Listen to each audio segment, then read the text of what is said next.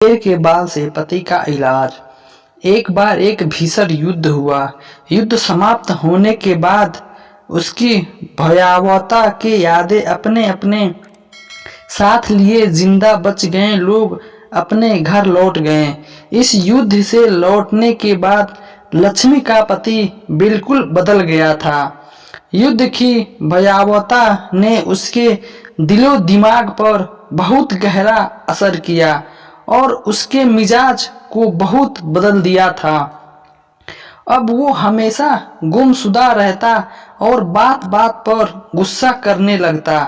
उसका स्वभाव ऐसा हो गया था कि लक्ष्मी को उससे डर लगने लगा था। पति की ऐसी हालत देखकर उसे पति की स्वास्थ्य की चिंता होने लगी।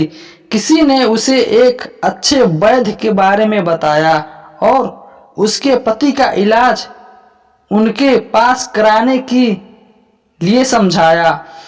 अपने पति का इलाज कराने के लिए लक्ष्मी उस वैद्य के पास गई।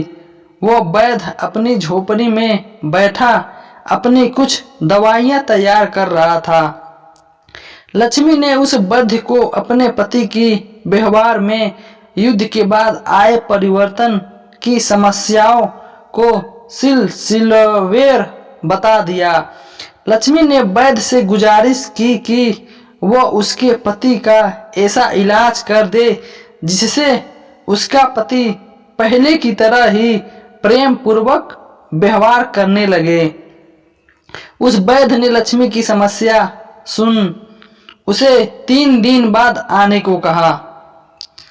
3 दिन बाद जब लक्ष्मी उस वैद्य के पास पहुंची तो वैद्य ने कहा कि तुम्हारे पति की बीमारी बहुत ही भयंकर है और उसे ठीक करने के लिए एक खास प्रकार की दवा तैयार करनी होगी।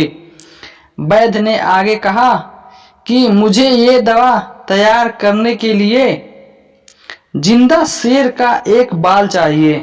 अगर तुम अपने पति को ठीक करने के लिए फिर पहले जैसा करना चाहती हो तो तुम्हें कहीं से भी मुझे एक जिंदा शेर का बाल लाकर देना होगा। तभी मैं ये खास दवा तैयार कर पाऊंगा जिसे खाते ही तुम्हारा पति बिल्कुल पहले जैसे हो जाएगा।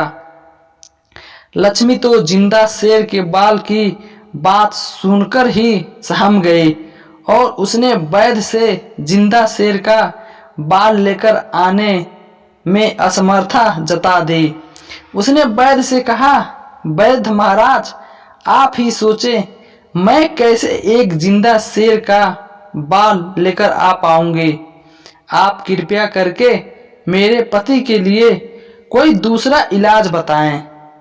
वैद्य ने भी लक्ष्मी से कह दिया, तुम्हारे पति का इलाज सिर्फ जिंदा शेर के बाल से ही बनी खास दवा से ही किया जा सकता है। इसके अलावा इस बीमारी का कोई इलाज नहीं है।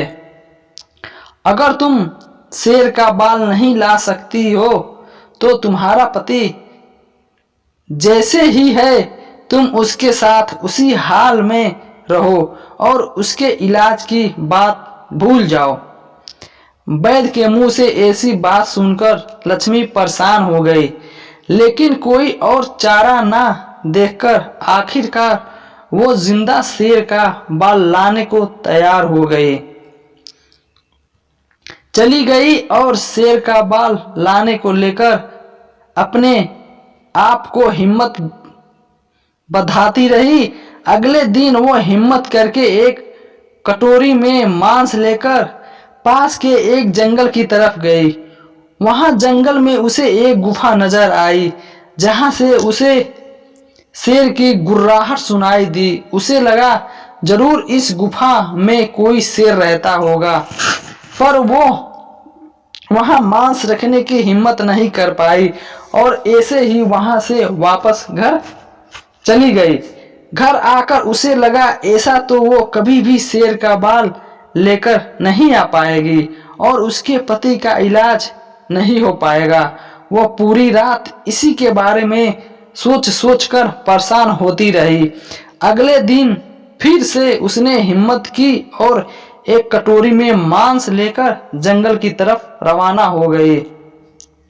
जंगल में पहुंचकर हिम्मत करके वह चुपचाप दबे पांव गुफा के पास गई और गुफा के सामने कटोरी रखकर तुरंत ही वहां से वापस घर आ गई।